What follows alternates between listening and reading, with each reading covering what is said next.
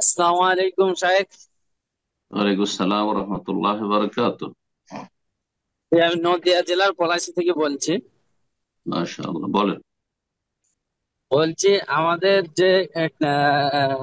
যে ট্রাকের সিস্টেমটা সব ফাইন্যান্স সিস্টেম।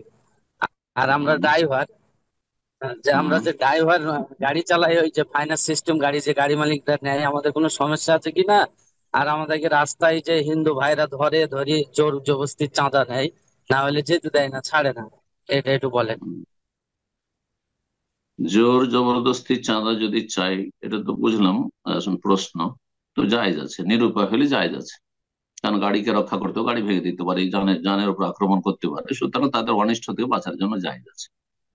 তারা পাপী, সীমা লঙ্ঘনকারী। তাদের ধর্ম এটার অনুমতি দেয় না। জি। সরকারও অনুমতি দেয় না, সরকারি ভাবে নিষিদ্ধ রয়েছে সেটা। কিন্তু আজকাল আইন মানে কোথায়? ভারত, বাংলাদেশ, পাকিস্তান আইন কোথায়? আইনের বাস্তবায়ন, আল্লাহ হেদায়েত করুন মানুষকে। কিন্তু আরেকটি বিষয় কি বললেন যে আমরা গাড়ি চালাচ্ছি, মালিকের বিষয়টা বুঝলাম না। যদি বিষয়টা উনি বুঝিয়ে বলেন। বলছেন একটা ফাইন্যান্সের ব্যাপারে, যারা মানে মালিকরা যে গাড়িটা ক্রয় করেন সুদের মাধ্যমে হ্যাঁ, বা লোনের মাধ্যমে, যে ফাইন্যান্স যেখান করে এর থেকে জন্য তারা। সমস্যা নেই, সমস্যা নেই, কোথা থেকে গাড়ির মালিক গাড়ি কিনেছে না কিনেছে ওগুলো দেখার বিষয় না। আপনি যেই কাজটি করছেন, আমি গত সপ্তাহে একটা নীতিমালা বলেছি যে আপনি যেই কাজটি করছেন সেটা জায়েজ কিনা, তাহলে আপনার রুজি হালাল। হ্যাঁ, ডানে বামে। হ্যাঁ, এই কাজ করতে গিয়ে যদি কোনো গুনাহ হয়, যতটা গুনাহ করছে সেই ক্ষেত্রে গুনাহগার।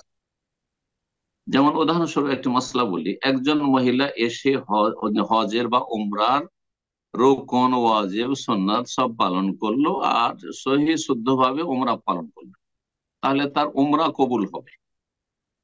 কিন্তু একাই যে চলে আসলো বিনা মাহরামে, তার সাথে কোনো মাহরাম নাই, সেই জন্য সে গুনাহগার হবে। হ্যাঁ, এই কাজটি করতে গিয়ে কিছু গুনহায় লিপ্ত হলো, কিন্তু মূল কাজটা তার ঠিক আছে। এই উমরা রুকন ওয়াজিব ছাড়েনি, তারপরে এতে কোনো বিদআত করেনি। হ্যাঁ, শিরকি কোনো আমল করেনি, সহি শুদ্ধ আদায় করেছে, সুতরাং তার উমরা কবুল হয়েছে, তার বিনা মাহরামে আসার জন্য গুনাহগার হয়েছে। ওই রকমই আপনি গাড়ি চালাচ্ছেন। হ্যাঁ, গাড়ি চালাতে গিয়ে আপনি মদ খাচ্ছেন আর গাড়ি চালাচ্ছেন, তাহলে হারাম। গাড়ি চালানোর যোগ্যতা নাই, হ্যাঁ, আপনি হেভি গাড়ি চালাতে পারবেন না, আপনার ট্রাক, তারপর আপনি চালাচ্ছেন, বেআইনি চালাচ্ছেন আপনি, তাহলে আপনি এটা রিস্কি কাজ করছেন, হারাম কাজ করছেন, তাহলে রুজি হারাম হয়ে যাবে। আপনার কাজটা যদি ঠিক থাকে, মূল কাজটি হালাল, তাহলে কে কোথা থেকে এই গাড়ি কিনে দিয়েছে না দিয়েছে সেটা তার জব, সে দেবে বা তারা দেবে। জি।